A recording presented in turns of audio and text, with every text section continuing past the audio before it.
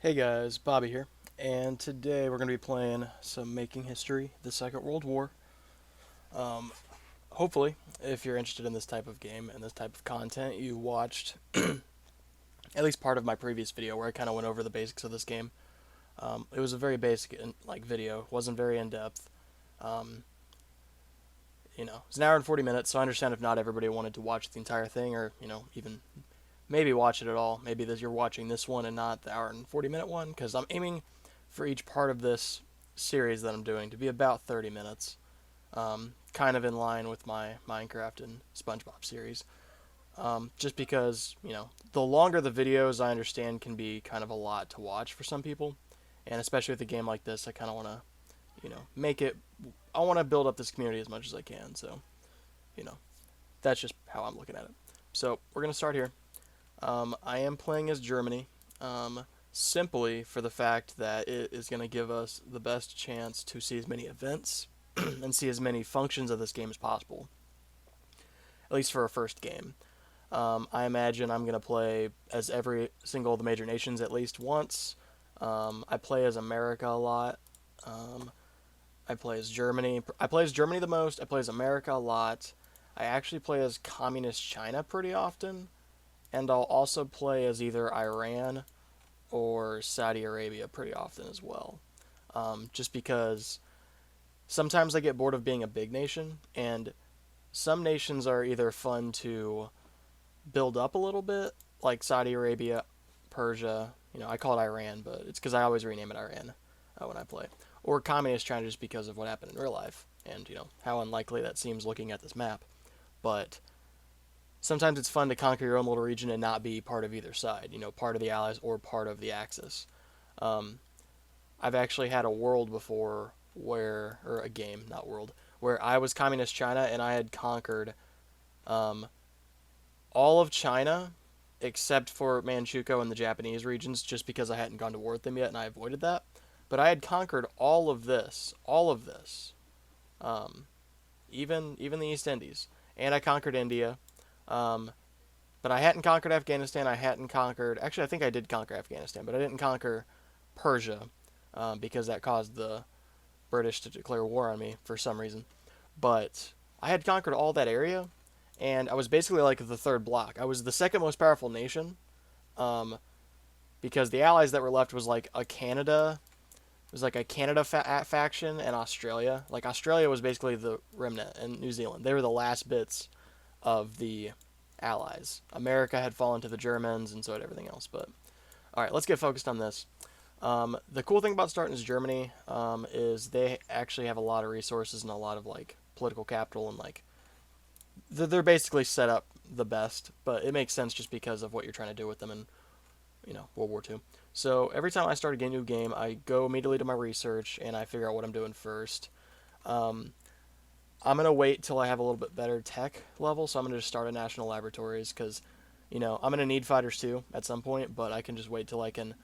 Once you get to a certain education level, basically each turn is like 5 research points, so it'll be like 3 turns from these basic ones, and like 10 for some of the bigger ones, and even then later on it gets even faster.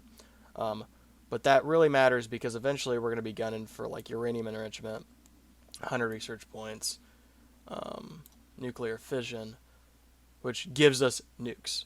100 points. Like, it's a lot.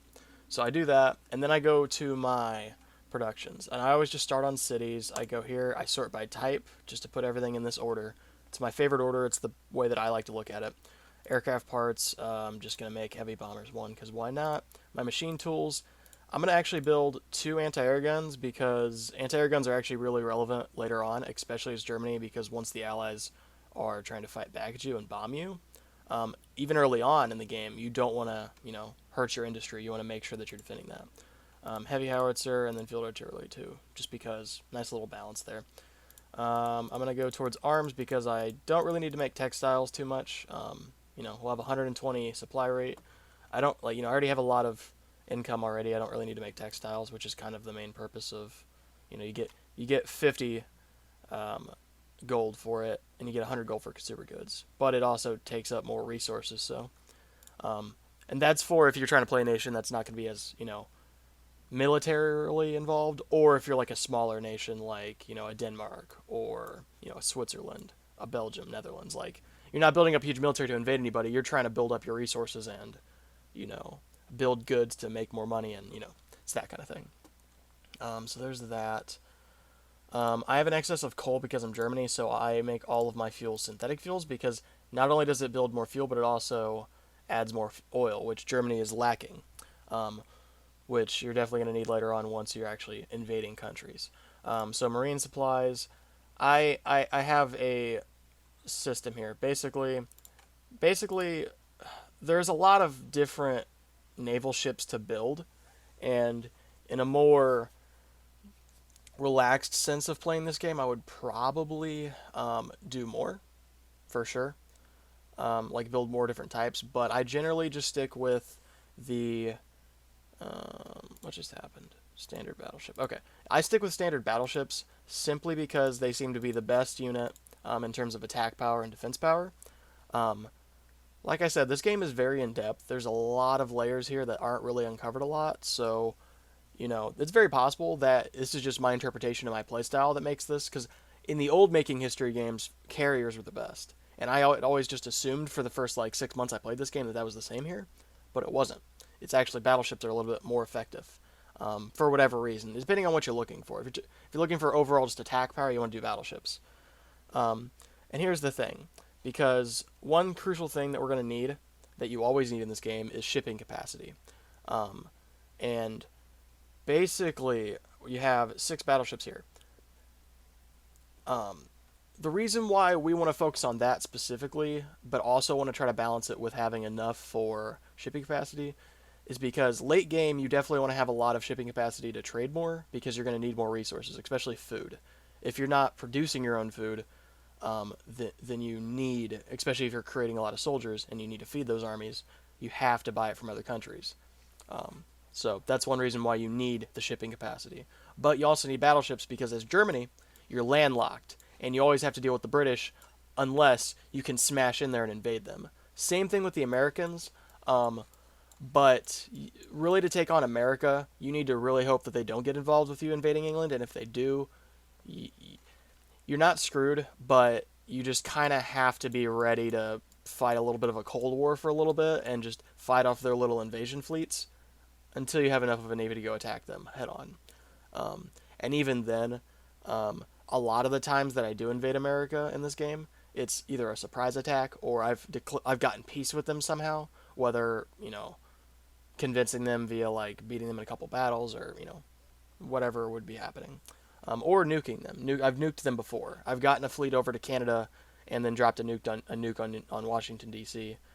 That was fun one time, but that was like 1950 at that point. But I digress. So yeah, that's the thing. So basically, you want to build up a strong navy, and that's kind of one of my main focuses right away. When we get down here to our steel, you don't want wrought iron. Let me show you what wrought iron does.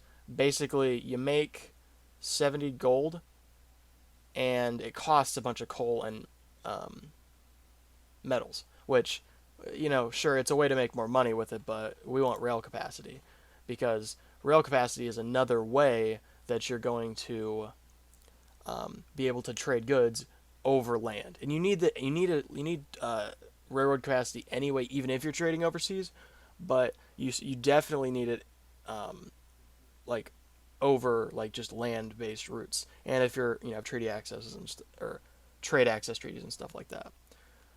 It's funny because this is the first time I'm really telling, like, because I've told some people that I live with and like play like talk to and see on a daily basis about this game, or that I talk to online, but it's some of the stuff's like the first time I've ever talked about it out loud. It's always just in my head, so it's kind of fun to talk about it out loud. So that's why I might be like stumbling over my words a little bit. So my philosophy with steel, just because it's not that it's not important, but that you're gonna see why. We make a lot of steel no matter what, so my focus is on rail capacity. So I pretty much always give myself enough rail capacity till I take myself down to like 71 steel, because now every turn we're gonna get plus 12 rail capacity, which it doesn't seem like a lot at first, but you got to think. Once we're 200 turns in, 300 turns in, like, that's going to be like thousands of rail capacity. Like it adds up. As long as you don't misuse it, like it adds up really well. And plus, this is just what we have right now. We have more buildings to build. You'll see. It's a strategy for sure. So automobiles. I like to focus on the motorworks, or I like to focus on tanks here. I pretty much always have all of them, but like one do road capacity because road capacity isn't as necessary. But here's the thing: after 150, 200 turns of buildup, or even 75 turns of buildup, that's what, like 150 rail capacity, right? You know, the best advice in this game is you don't want to build too big of armies, because you want to split them up. You don't want them to be 600 units in a single unit, because if you try to split them, if you try to do anything that the game will just crash a lot randomly. Um, it's just due to the nature of how many things are actively happening on the map at once. Seemingly, that's my take. I'm not, the developer. I could ask the Discord, you know, what their thoughts are and cross-reference it there, but maybe I will. I digress. Basically, you don't want to build them up in too many units in the same army. And so really, besides like mass invasions in the Soviet Union, which takes a couple more years usually to get to anyway in this, you're only going to be moving a couple of those kind of units at a time. Maybe 300, 400 units at a time. So that's all the the road capacity you need. Plus, you want to build up a lot of tanks because you need tanks. Because this is, as Germany, you are going to invade a lot of countries, you see here. All right, so then I go to my recruitment facilities. I sort by. I'm gonna edit that out. Maybe. Maybe I might leave this in.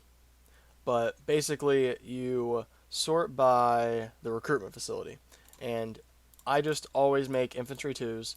There's a lot of credence to making mountain infantry, engineers, mounted infantry. Like there's arguments to be had. Mounted infantry less so, but I typically just do infantry because I don't see the need to do anything more than that, because the way I take my research routes, I don't really research any of the special forces as much until the late game when I'm waiting to build all my nuclear labs, and then I got to research something. Might as well research this because maybe it'd be funny to have.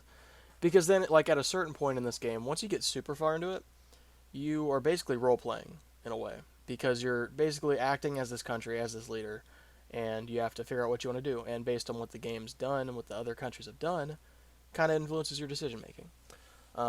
You can even do transit orders, like tell them to go to a certain place. This is helpful if you're building up to invade a certain country, if you're building up to mobilize, or if you're trying to defend a certain area from invasion. You can just set it so, let's say I was getting invaded by Poland. That's never going to happen, but I could send all of them to Silesia. And if there's a battle there, that just means there's constant reinforcements, This is kind of a way to like reinforce your armies in a roundabout way. And then you go to your city list, and there's a lot of stuff on screen, obviously, like I talked about in the first video. And the more I think about this, what I think I'm going to do with this is going to be like the introduction. And I think what I'll do is every nation that I do, every series of this that I do, I'm going to have an introduction video where I talk about how I set the nation up, and then upload at the same time is going to be episode 1. So it's going to be like a kind of a bonus video to the video. Maybe. We'll see what happens. I'm still making the first one. But I always do this because to me, as Germany specifically, the most important thing is I need to build up my army from the get-go. So I sort it by recruitment facilities. If they don't have one, I do training camps because that's, the logical step there. Germany's lucky that only 2 other cities don't have that. Everyone else is either, at a military academy or a barracks. So that's good. Then I sort by docks, because shipping capacity is very crucial to me, especially if I'm trying to invade other countries. Because not only is this important in trade, but it's also important when transporting troops. And so you'll see these are factories operating and supported. There's a lot of these that are open. There's a lot of slots open. So here's what we do. We go to the ones that can build dockyards, and you just build dockyards. That's what I do, because to me that's the most important thing.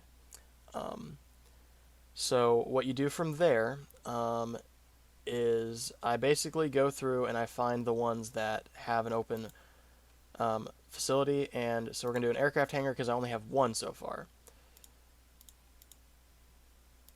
I'm going to do 3 of those as aircraft hangars because basically that's going to give me 4. And you might be wondering why I'm putting so much attention right away on the aircraft hangars, and it's because I'm thinking late game. Late game, when you want to get nukes and when you want to have that influence over other countries, you need to be able to build those nukes.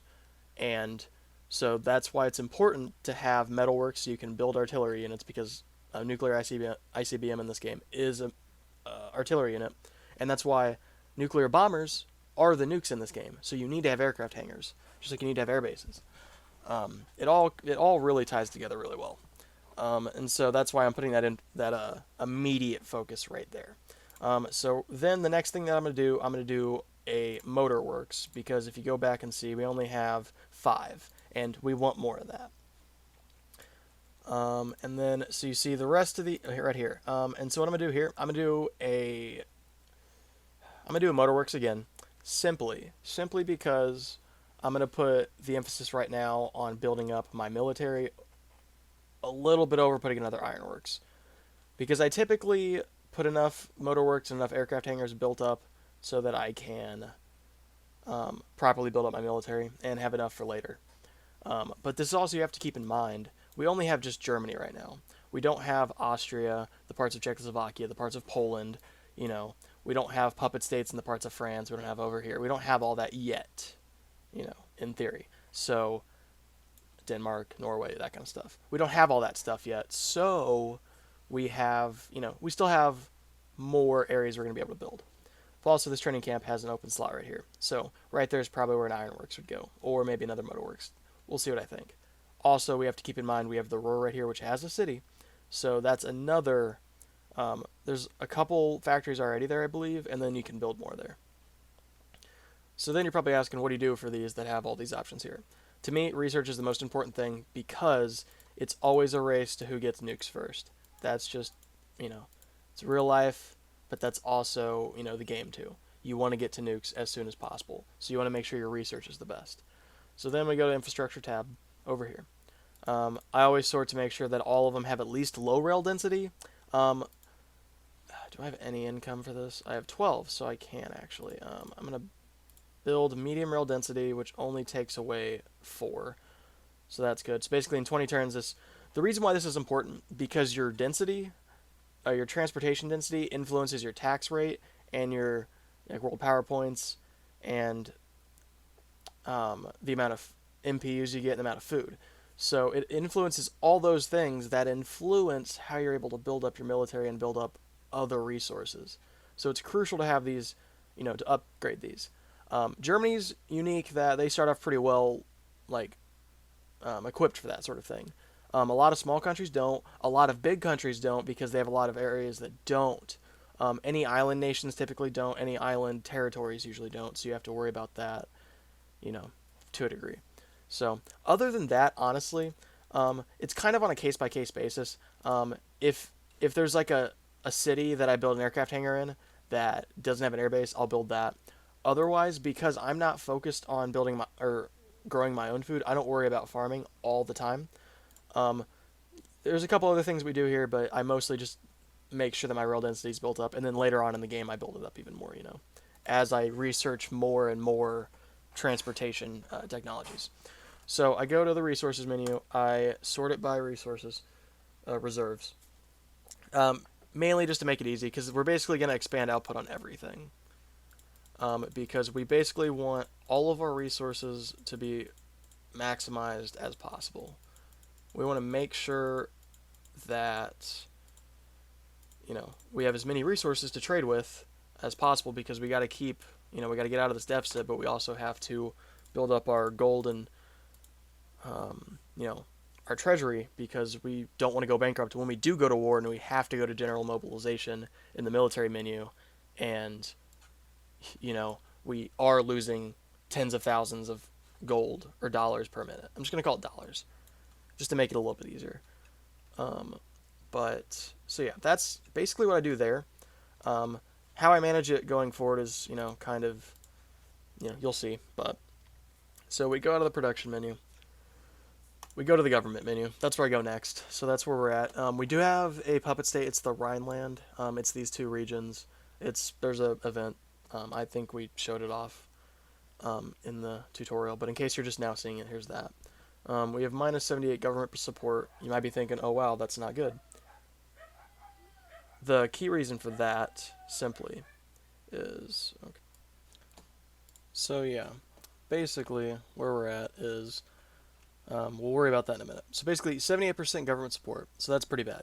But the thing is, we have minus 50% financial, which is just due to the fact that we're minus 25 in our treasury. So we can make that work.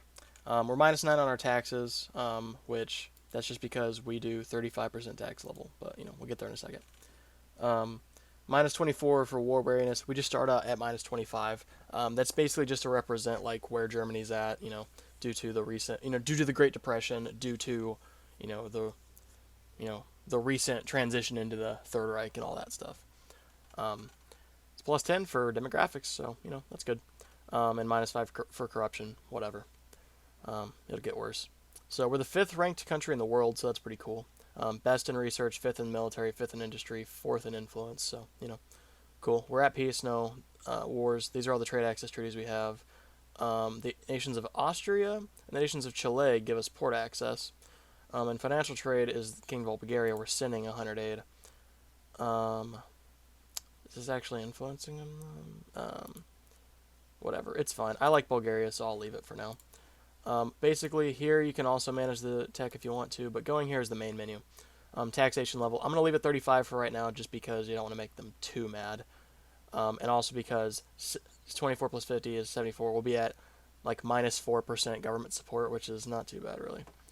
Propaganda, we spend way too much on, so I take that down to like 20. Support religions, like 20. It's fine.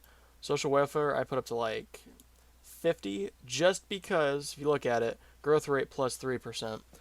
So it's just going to only grow our people and our MPUs. Education funding, though, has to go up all the way entirely. Because plus 27.8% research success rate. Just, come on. It's just beautiful. We need that. I slowly raise the taxation level over time, and I also have other methods to mess with my, income level. But we'll see. Don't instigate a coup. That'd be bad. I could edit my nation name. Not going to. Germany's fine for now. Trade agreements. These are all the trade agreements that we agree to sell to people. I'm going to cancel all this just so I can... Basically, I have my own way I like to handle this kind of stuff and what I want to do with all the different nations and trade with them. Here's the influence. Basically, Argentina are pretty historically related. It's good. I like Argentina. There's some funny stuff you can do with Argentina in this game. You'll see. Other than that, that's all that is. This is the economy page if you want to see it. I go here. I search by, world power rankings, and then basically I scroll down and make sure that I have relations with all the countries that I think are important. I'm going to make relations with the Irish Free State because, Ireland deserves to be seen by the Nazis. Abyssinia. I'm going to... Ooh, I probably shouldn't have done that, actually. Here's what I am going to do, though. I'm going to go to Wars. Click on this, and I'm going to support them in that war. Which will bring us back to 35%.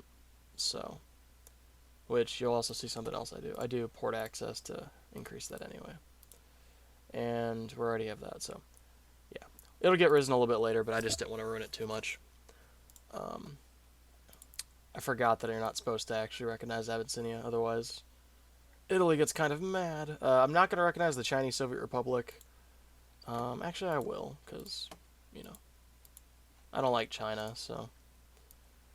Doesn't mean I'm gonna. It doesn't really mean anything in the long run. I don't recognize any of these. I'll recognize Newfoundland. I don't recognize any of the other Chinese states simply for the reason that they're gonna get gobbled up by China later on anyway. So what's even the point there? Or by somebody, Pretty much we recognize everyone else. Usually people don't recognize Afghanistan at first, which is kind of weird, but whatever. Military or low readiness is fine for right now. So that's basically that. Let's go to the market and see what's going on here. So I always sort by units. Basically, this is who needs to buy stuff. I like to... Basically, what I do is this. as Germany, I'm going to align with the countries that I'm probably going to align with. I'm going to trade with them. I'm not going to trade with the other countries because I don't want to help them. It's kind of just like how you would in real life.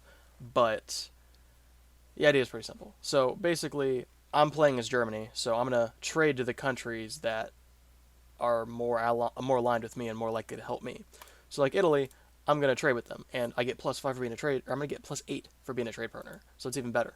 And so, now I have 186 left. Kingdom of Romania, I'm going to do that. +10 trade partner. That's awesome. Um, Still have 118. Who else? Empire of Japan. Let's do that. Cool. It doesn't always, just because you do it doesn't always mean they're going to get the trade partner bonus. It just kind of depends. Maybe you already were a trade partner at the beginning of the game, and that means you're not going to get that because you already were. Also, you kind of get it more just as you go on. So we got 260 metals to sell. Italy needs a bunch, so that's cool. Romania needs more. Let's give them some. Bulgaria needs some. It's cool. Get +10 right there. Japan needs some. Cool. And I kind of like to leave at least some, just so I still build up my stockpile and I don't like completely go broke. You'll see there's almost never anybody selling food at the beginning. There's like maybe a couple here and there, but generally you don't see people selling food till later on, which is fine, whatever. We have steel to sell though. We could actually sell. Okay.